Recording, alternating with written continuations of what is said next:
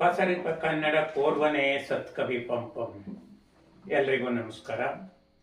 ಹಿಂದೆ ಆದಿಪುರಾಣದ ಕೆಲವು ಪ್ರಸಂಗಗಳನ್ನು ಪ್ರಾರಂಭದ ಭಾಗದ್ದು ಪ್ರಸ್ತುತಪಡಿಸಿದ್ವಿ. ಅಲ್ಲಿಂದ ಮುಂದೆ ಬಹಳ ಕಾಲ ಅದು ನಿಂತು ಈಗ ಪುನಃ ಪ್ರಾರಂಭ ಆಗ್ತಾ ಇದೆ. ಹಿಂದೆ ನಾನು ನಿಲ್ಲಿಸಿದಾಗ ದೊರೆಯ ಆಸ್ಥಾನದಲ್ಲಿ ಸ್ವಯಂ ಬುದ್ಧ ಎಂಬ ಮಂತ್ರಿ ನೀಡಿದಂತಹ ವಿವೇಕಯುತವಾದಂಥ ಮಾತುಗಳನ್ನು ಉಳಿದ ಮಂತ್ರಿಗಳು ಹೀಯಾಳಿಸಿದ್ದನ್ನು, ಲೇವಡಿ ಮಾಡಿದ್ದನ್ನು ಪ್ರಸ್ತಾಪಿಸಿದ್ದೆ. ಈಗ ಆ ಭಾಗವನ್ನು ಮುಂದುವರಿಸಿ ಯಾರ್ಯಾರು ಯಾವ್ಯಾವ ರೀತಿ ವಾದ ಮಾಡಿದ್ರು, ಅದಕ್ಕೆ ಸ್ವಯಂ ಬುದ್ಧ ಹೇಗೆ ಉತ್ತರ ಕೊಟ್ಟ ಅನ್ನೋದನ್ನು ಹೇಳೋದಕ್ಕೆ ಪ್ರಯತ್ನಿಸ್ತೀನಿ. ಇದು ಆದಿಪುರಾಣದ 2ನೇ ಆಶ್ವಾಸದ 9ನೇ ಪದ್ಯದ ನಂತರ ಬರುವ ಗದ್ಯ ಭಾಗದಲ್ಲಿ ಇದೆ. ವಚನ ಭಾಗದಲ್ಲಿ ಇದೆ. 9ನೇ ಪದ್ಯದಲ್ಲಿ ಒಬ್ಬ ಮಂತ್ರಿ ಹೇಳ್ತಾನೆ ರಾಜನಿಗೆ, ತಲೆವರಿದುಟ್ಟುದನಿಕ್ಕಿ ಸುರಲೋ ಅಕ್ಕ ಸುಖಂಗಳ ನೊಂಬೆವೆಂಬ ಬತ್ತಲಿಗರ ಮಾತು ಕೇಳದಿರು ಅಂತ ಹೇಳ್ತಾ, ಬಾಳ್ವಿನಂ ಇಂದ್ರಿಯ ವರ್ಗದಿಚ್ಛೆಯಂ ಸಲಿಸಿ ಬಸಂತದೊಳ್ ಕಳಿಕೆ ಗರ್ಚಿದ ಕೋಗಿಲೆಯಂತೆ ಬಿಚ್ಚತಂ ನಲಿಯುವುದು ಕಂಡರಾರ್ ಮರುಭವಂಗಳ ನಿಲ್ಲಿ ವಿಯಚ್ಚರೇಶ್ವರ ಅಂತ ಹೇಳಿ. ಅಂದ್ರೆ ಮುಂದೆ ಹುಟ್ತೀವೋ ಇಲ್ಲೋ ಅನ್ನೋದನ್ನ ಯಾರು ಕಂಡಿರ್ತಾರೆ. ಆದ್ರಿಂದ ಎಲ್ಲಿವರೆಗೆ ನಾವು ಇರ್ತೀವೋ ಅಲ್ಲಿವರೆಗೆ ಇಂದ್ರಿಯ ಸುಖಗಳನ್ನ ಅನುಭವಿಸಿ ಸುಖವಾಗಿ ಜೀವನ ಕಳೆಯೋದು, ಸುಮ್ಮನೆ ತಲೆ ಬೋಳಿಸ್ಕೊಂಡು ಬಟ್ಟೆಯನ್ನ ಕಳಚಿ ಹಾಕಿ ಬತ್ತಲೆಯಾಗಿ ತಿರುಗ್ತಾ ದೇವಲೋಕದ ಸುಖಗಳನ್ನ ಕಾಣ್ತೀವಿ ಅನ್ನುವಂಥ ಮಾತುಗಳನ್ನ ನೀನ್ ಕೇಳಬೇಡ, ಯಾರು ಕಂಡಿದ್ದಾರೆ ಅದನ್ನೆಲ್ಲ ಅಂತ ಹೇಳಿ ಒಬ್ಬ ಮಂತ್ರಿ ಹೇಳಿರ್ತಾನೆ. ಇದನ್ನ ಪಂಪನ ಮಾತು ಅಂತ ನಾವು ತಿಳ್ಕೊಳ್ಬಾರ್ದು. ಕೆಲವು ಸ್ನೇಹಿತರು ಈ ರೀತಿ ಇದನ್ನು ಇಂಟರ್ಪ್ರಿಟ್ ಮಾಡಿರ್ತಾರೆ. ಪಂಪ ಲೌಕಿಕವಾದಿಯಾಗಿದ್ದ, ನಾಸ್ತಿಕವಾದಿಯಾಗಿದ್ದ, ಹಾಗೆ ಹೀಗೆ, ಅದಕ್ಕೆ ಈ ಮಾತುಗಳೇ ಸಾಕ್ಷಿ ಅಂತ ಹೇಳ್ತಾರೆ. ಅದು ಪಂಪನಿಗೆ ಅನ್ಯಾಯ ಮಾಡಿದಂತಹ ಅಭಿಪ್ರಾಯ ಆಗತ್ತೆ. ಯಾಕೆಂದ್ರೆ ಪಂಪ ಇಲ್ಲಿ ಯಾವುದೇ ಒಬ್ಬ ಕವಿ ಪ್ರತಿಯೊಂದು ಪಾತ್ರವು ತನ್ನ ಅಭಿಪ್ರಾಯವನ್ನ ಮುಕ್ತವಾಗಿ ಮುಂದಿಡೋದಕ್ಕೆ ಅವಕಾಶ ಕೊಡಬೇಕು. ಪಂಪ ಇಲ್ಲಿ ಅದೇ ಕೆಲಸ ಮಾಡಿದ್ದಾನೆ. ನಾಸ್ತಿಕವಾದಕ್ಕೆ ಸಂಬಂಧಿಸಿದ ವಾದಗಳನ್ನೆಲ್ಲ ಮುಂದೆ ಇಟ್ಟು ಅನಾತ್ಮವಾದದ ವಾದಿಸ್ತಕ್ಕಂಥವ್ರು ಏನ್ ಹೇಳ್ತಾರೆ ಅನ್ನೋದನ್ನ ಮೊದಲು ಹೇಳಿ, ಅನಂತರ ಅದನ್ನ ಸ್ವಯಂ ಬುದ್ಧ ಅನ್ನುವ ಮಂತ್ರಿ ಖಂಡಿಸುವ ರೀತಿ ಹೇಗೆ ಅನ್ನೋದನ್ನ ಪ್ರೆಸೆಂಟ್ ಮಾಡ್ತಾ, ಕೊನೆಗೆ ದೊರೆ ಅದನ್ನೇ ಒಪ್ಪಿಕೊಳ್ಳುವ ಹಾಗೆ ಆತ್ಮದ ಅಸ್ತಿತ್ವವನ್ನು ಒಪ್ಪಿಕೊಂಡು ಪಾಪ ಪುಣ್ಯಗಳು ಉಂಟು, ಮರುಭವಗಳು ಉಂಟು ಅನ್ನುವುದನ್ನ ಹೇಗೆ ಒಪ್ಪಿಕೊಳ್ಳುವ ಹಾಗೆ ಈ ಸ್ವಯಂ ಬುದ್ಧ ಎನ್ನುವ ವಿವೇಕಿ ಮಂತ್ರಿ ಹೇಗೆ ಅನ್ಯರ ಪರವಾದವನ್ನ ಖಂಡಿಸಿ ದೊರೆಗೆ ಮನದಟ್ಟಾಗುವ ಹಾಗೆ ಮಾಡ್ತಾನೆ, ನಿಜವಾದ ವಿಷಯ ಅರ್ಥ ಆಗುವ ಹಾಗೆ ಮಾಡ್ತಾನೆ ಅನ್ನುವುದು ಈ ಭಾಗದಲ್ಲಿ ಬರ್ತಕ್ಕಂಥದ್ದು. ಆದ್ರಿಂದ ಇಂಥ ಮಾತುಗಳೇನಿದ್ದಾವೆ, ನಾಸ್ತಿಕವಾದ, ಅನಾತ್ಮವಾದವನ್ನ ಹೇಳ್ತಕ್ಕಂಥ ಆದಿಪುರಾಣದ 2ನೇ ಆಶ್ವಾಸದಲ್ಲಿ ಬರ್ತಕ್ಕಂಥ ಈ ಮಾತುಗಳು, ಇವು ಪ್ರತಿವಾದವನ್ನ ಎದುರಿಗೆ ಇಡ್ತಕ್ಕಂಥ ಪಂಪನ ಪ್ರಯತ್ನ. ಪಂಪ ಇಲ್ಲಿ ನಾಸ್ತಿಕವಾದಿಗಳಿಗೂ, ಅನಾತ್ಮವಾದಿಗಳಿಗೂ, ವಿಜ್ಞಾನವಾದಿಗಳಿಗೂ ಅವಕಾಶವನ್ನ ಕಲ್ಪಿಸಿ, ಅನಂತರ ಅದು ಅಷ್ಟೇ ಅಲ್ಲ, ಅದಕ್ಕಿಂತ ಬೇರೆಯಾದಂಥ ಆತ್ಮ ಅನ್ನುವುದು ಉಂಟು ಅನ್ನುವುದನ್ನ ತನ್ನ ಶ್ರದ್ಧೆಯನ್ನ ಅನಂತರದಲ್ಲೇ ಪ್ರತಿಪಾದಿಸ್ತಾನೆ, ಮಂಡಿಸ್ತಾನೆ. ಆದ್ರಿಂದ ಈ ತಲೆಗೊರಿದು ಹುಟ್ಟುವುದನಿಕ್ಕಿ ಅಂತ ಬರ್ತಕ್ಕಂಥ ಪದ್ಯ ಏನಿದೆ, ಇದು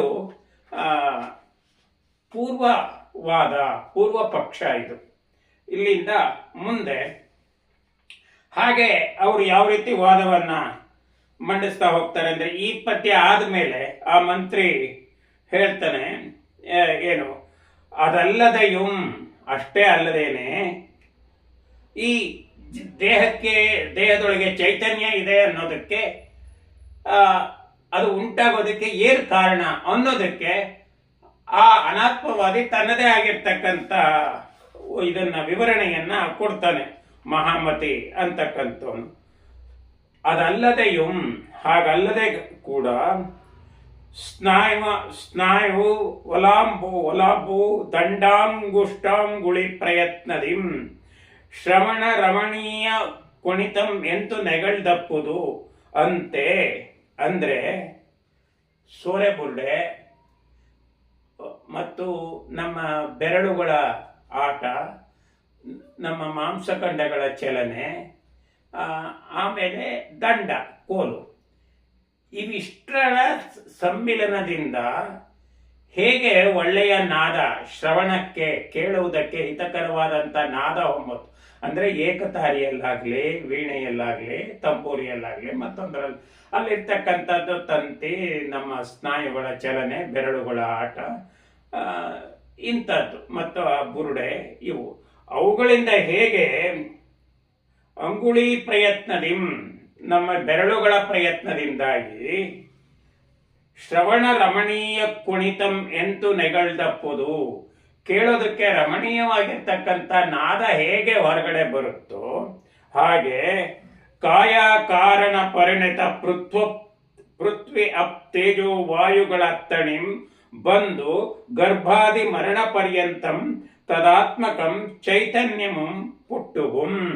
ಅದೇ ರೀತಿಯಲ್ಲೇ ಪೃಥ್ವಿ ಅಂದ್ರೆ ಮಣ್ಣಿನ ಅಂಶ, ತೇಜ್ ಅಗ್ನಿ, ವಾಯು ಇತ್ಯಾದಿಗಳೆಲ್ಲ ಸೇರ್ಕೊಂಡು ಗರ್ಭದಿಂದ ಹಿಡಿದು ಆಜೀವ ಪರ್ಯಂತವಾಗಿಯೂ ನಮ್ಮ ದೇಹದಲ್ಲಿ ಇರೋದ್ರಿಂದ ಅವುಗಳ ಮಿಲನದ ಪರಿಣಾಮವಾಗಿ ಆತ್ಮ ಚೈತನ್ಯ ಅನ್ನೋದು ಹುಟ್ಟುತ್ತೆ. ಅಷ್ಟೇ ವಿನಃ ಬೇರೆ ಏನು ಅದರಿಂ ಪರಲೋಕಮಿಲ್ಲ. ಹಾಗೆ ಉತ್ಪತ್ತಿ ಆಗೋದ್ರಿಂದ ಪರಲೋಕ ಅನ್ನೋದಿಲ್ಲ. ಪರಲೋಕವಿಲ್ಲದೆ ಇರೋದ್ರಿಂದ ಪರಲೋಕ ಸುಖಗಳು ಕೂಡ ಇಲ್ಲ. ಪರಲೋಕಮಿಲ್ಲದಂದು ತಲ್ಲೋಕ ಸುಖಾನುಭವಾಪೇಕ್ಷೆಯಿನ್ ಐಹಿಕ ಸುಖ ವಿಮುಖನಾಗಿ ಶರೀರಾರ್ಥ ವ್ಯಯಂ ಮಾಡುವಾತಂ ಕೈಯದಂ ಬಿಟ್ಟು ಕಾಲದರ್ಕೆ ಎರಗುವಾತನಂ ಪೋಲ್ಗುಂ.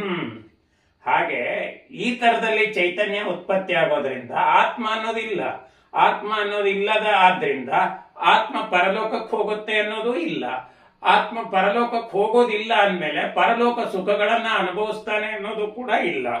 ಆದ್ರಿಂದ ಪರಲೋಕ ಸುಖದ ಈ ಎಲ್ಲ ಕಾರಣಗಳಿಂದ ಪರಲೋಕ ಸುಖದ ಅಪೇಕ್ಷೆಯಿಂದ ಇಹಲೋಕದ ಸುಖಗಳನ್ನ ಕೈ ಬಿಡ್ತಕ್ಕಂಥವನು ಏನಾಗ್ತಾನೆ ಅಂದ್ರೆ ಕೈಗೆ ಸಿಗೋದನ್ನ ಬಿಟ್ಟು ದೂರ ನಡ್ಕೊಂಡು ಹೋಗಿ ಕಾಲ್ ಇದರಲ್ಲಿ ಎಷ್ಟೋ ದೂರ ನಡೆದು ಅಲ್ಲಿ ಸಿಗುವಂತದ್ದು ಯಾವುದನ್ನು ಪಡ್ಕೊಳ್ಳೋದಕ್ಕೆ ಪ್ರಯತ್ನ ಪಡೋನನ್ನ ಹೋಲ್ತಾನೆ ಎಂದು ಬೃಹತ್ಪತಿ ಮತಾನುಸಾರಿಯಪ್ಪ ಮಹಾಮತಿ ನುಡಿದು ಮಾಂಡಂ. ಹೀಗೆ ಬೃಹಸ್ಪತ ಮತವನ್ನ ಅನುಸರಿಸ್ತಕ್ಕಂಥ, ಬೃಹಸ್ಪತ ಮತ ಅಂದ್ರೆ ಚಾರ್ವಾಕ ಮತ ಅನುಸರಿಸ್ತಕ್ಕಂಥ ಮಹಾಮತಿ ಅಂತಕ್ಕಂಥ ಮಂತ್ರಿ ಹೇಳಿ ಅಲ್ಲಿ ನಿಲ್ಲಿಸ್ತಾನೆ. ಅವನು ಹೇಳಿ ನಿಲ್ಲಿಸಿದ ನಂತರ ವಿಜ್ಞಾನವಾದಮನ್ ಆಶ್ರಯಿಸಿ ಪೂರ್ವಾಪೂರ್ವ ಚಿತ್ತ ವಿಶೇಷ ಪ್ರಭವಗಳು ಉತ್ತರೋತ್ತರ ಚಿತ್ತ ಕ್ಷಣಗಳು ಉಪಾದಾನೋಪಾಯ ಕ್ಷಣ ಸಂಪೃಪ್ತங்கள் ನಿರನ್ವಯ ಪ್ರತಿಕ್ಷಣ ವಿಶರಾರುಗಳು ನಿರಂಕುಶಗಳಾಗಿயும் ಭ್ರಾಂತಿವಶದಿಂ ಗ್ರಾಹ್ಯ ಗ್ರಾಹಕ ಸಂವೇದನ ಆಕಾರತ್ರಯಾನ್ ಕ್ರಾಂತಂಗಳಿನ್ ಜಾತೀಯ ವ್ಯವಧಾನ ಲಘು ಉತ್ಪತ್ತಿ ಸದೃಶ ಪರಾಪರೋತ್ಪತ್ತಿ ಎಂಬರಿಂ ವಿಪ್ರಲಬ್ಧ ಬುದ್ಧಿಗೆ ಸಂತಾನ ರೂಪದಿಂ ಪುಟ್ಟುತ್ತಿರ್ದು. ಇಲ್ಲಿ ಇವನು ಹೇಳ್ತಾನೆ, ಮತ್ತೊಬ್ಬ ಶುರು ಮಾಡ್ತಾನೆ. ಅವನು ವಿಜ್ಞಾನವಾದವನ್ನ ಆಶ್ರಯಿಸಿದಂಥವನು. ಅಂದ್ರೆ ಏನು ನಮ್ಮ ಪ್ರಯೋಗಕ್ಕೆ ನಮ್ಮ ತರ್ಕಕ್ಕೆ ಸಿಗುತ್ತೋ ಅದು ಮಾತ್ರವೇ ಸತ್ಯ, ಅದಕ್ಕೆ ಸಿಗದೇ ಇರ್ತಕ್ಕಂಥದ್ದು ಸತ್ಯ ಅಲ್ಲ ಅಂತ ಹೇಳಿ ನಂಬತಕ್ಕಂಥ ಒಂದು ವಾದ, ಒಂದು ಸಿದ್ಧಾಂತ. ಅದರಲ್ಲಿ ಅವನು ಹೇಳ್ತಾ ಹೋಗ್ತಾನೆ ಏನು, ಪೂರ್ವಾಪೂರ್ವ ಹಿಂದೂ ಹಿಂದಿನ ಚಿತ್ತ ವಿಶೇಷ ಅಂದ್ರೆ ಚಿತ್ತ ವಿಶೇಷಗಳಾಗಿರ್ತಕ್ಕಂಥ ಜ್ಞಾನದಿಂದ ಉತ್ತರ ಮುಂದಿನ ಚಿತ್ತಕ್ಷಣಗಳು ಅಂದ್ರೆ ಜ್ಞಾನವು ಪ್ರಭವಗಳು ಹುಟ್ಟುತ್ತವೆ. ಪ್ರಭವ ಹುಟ್ಟು ಆಯ್ತಾ.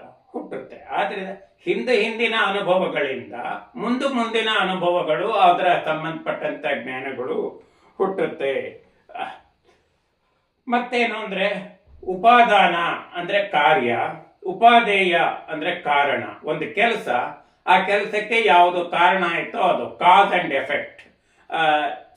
ಇವುಗಳ ಜೊತೆಲಿ ಕೂಡಿಕೊಂಡು ನಿರನ್ವಯ ಅಂದ್ರೆ ಮುಂದಿನ ಅನ್ವಯ ಇಲ್ಲದೆ ಇರ್ತಕ್ಕಂಥ, ಮುಂದಿನ ಜನ್ಮ ಅನ್ನೋದಿಲ್ಲ. ಅನ್ವಯ ಅಂದ್ರೆ ವಂಶ ಅಂತ ಅರ್ಥ. ಮುಂದಿನ ವಂಶ, ಮುಂದಿನ ಜನ್ಮ ಇಲ್ಲದೆ ಇರ್ತಕ್ಕಂಥ ಪ್ರತಿಕ್ಷಣ ವಿಷರಾರುಗಳು, ಪ್ರತಿಕ್ಷಣದಲ್ಲಿಯೂ ಕೂಡ ನಾಶಗೊಳ್ಳುವಂಥದ್ದು. ಅಂದ್ರೆ ಇವುಗಳಿಂದಾಗಿ ನಮ್ಮಲ್ಲಿ ಏನು ಚೈತನ್ಯ ರೂಪುಗೊಂಡಿರುತ್ತೆ ಬಾಹ್ಯ ವಸ್ತುಗಳಿಂದ, ಇದನ್ನ ಅರ್ಥ ಮಾಡ್ಕೊಳ್ದೇನೆ ಇದು ಪ್ರತಿಕ್ಷಣದಲ್ಲಿಯೂ ಇದು ನಾಶ ಆಗ್ತಾ ಇರುತ್ತೆ.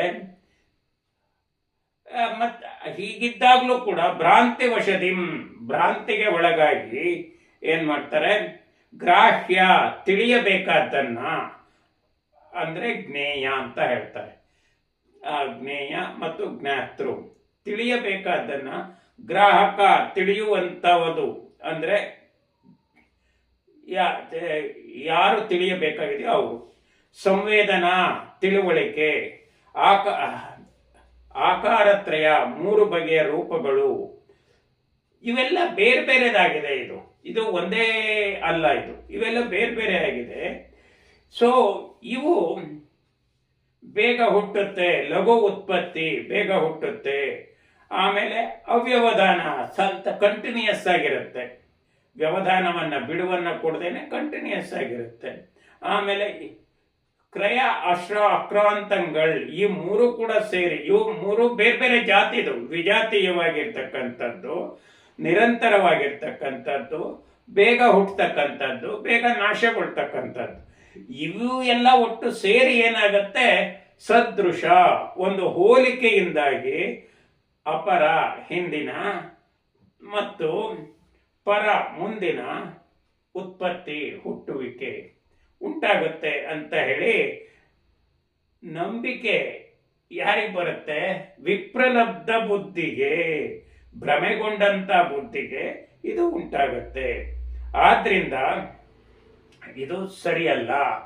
ಏನಿದ್ರು ಕೂಡ ನಿರಂತರವಾಗಿ ಮ್ಯಾಟರ್ಸ್ ಮತ್ತು ನಾಲೆಡ್ಜ್ ಇದು ಹುಟ್ಟತಾನೆ ಇರುತ್ತೆ ಮತ್ತು ಸಾಯ್ತಾನೆ ಇರುತ್ತೆ. ಇದನ್ನೇ ನಾವು ಆತ್ಮ ಇದೆ, ಚೈತನ್ಯ ಇದೆ, ಅರಿವಿದೆ, ಆ ಆತ್ಮನಿಗೇನೆ ಅರಿವುಂಟಾಗತ್ತೆ ಅಂತ ಹೇಳಿ ನಂಬ್ತೀವಿ. ಇದು ಹೀಗಲ್ಲ ಅಂತ ಹೇಳಿ ಅವನು ಹೇಳ್ತಾನೆ. ಹೀಗೆ ಬೇರೆ ಬೇರೆಯವರು ಬೇರೆ ಬೇರೆ ವಾದಗಳನ್ನ ಮಂಡಿಸ್ತಾರೆ. ಹೀಗೆ ಬೇರೆ ವಾದಗಳನ್ನ ಮಂಡಿಸ್ತಾ ಹೋದಾಗ ಆಮೇಲೆ ಮತ್ತೆ ಇನ್ನೊಬ್ಬ ಏನ್ ಹೇಳ್ತಾನೆ,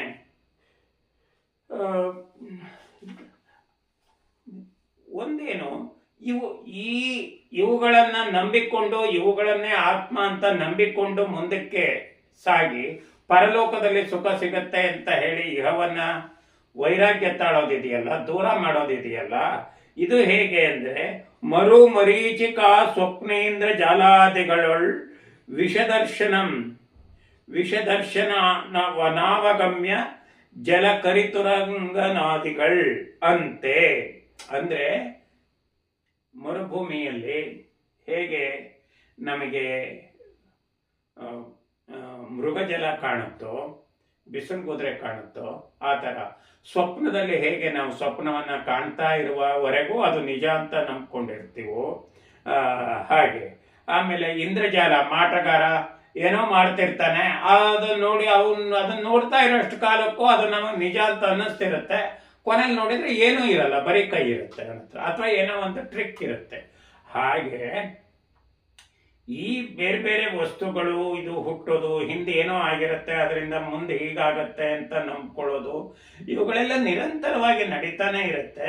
ಇದು ಆತ್ಮನ ಜ್ಞಾನ ಅಂತ ಹೇಳಿ ನಾವು ಭ್ರಮೆಗೊಳಗಾಗ್ತೇವೆ ಅಂತ ಹೇಳಿ ಇದನ್ನೆಲ್ಲ ಈ ತರ ಹೇಳ್ತಾ ತನ್ನದೇ ವಾದವನ್ನ, ತರ್ಕವನ್ನ ಮುಂದೆ ಇಟ್ಟು ಆತ್ಮ ಅನ್ನುವುದು ಇಲ್ಲ, ಏನಿದ್ರು ಇಹಲೋಕದ್ದು ನಮ್ಮ ಕಣ್ಣಿಗೆ ಏನ್ ಕಾಣುತ್ತೆ, ನಮ್ಮ ತರ್ಕಕ್ಕೆ ಪ್ರಯೋಗಕ್ಕೆ ಏನ್ ಸಿಗುತ್ತೆ, ಇದು ಮಾತ್ರವೇ ನಿಜ, ಇದನ್ನ ಅನುಭವಿಸಿ ಸುಖವಾಗಿರ್ತಕ್ಕಂಥದ್ದೇ ಜೀವನದ ಸಾರ್ಥಕತೆ ಅನ್ನುವ ವಾದವನ್ನ ಮುಂದಿಡ್ತಾರೆ.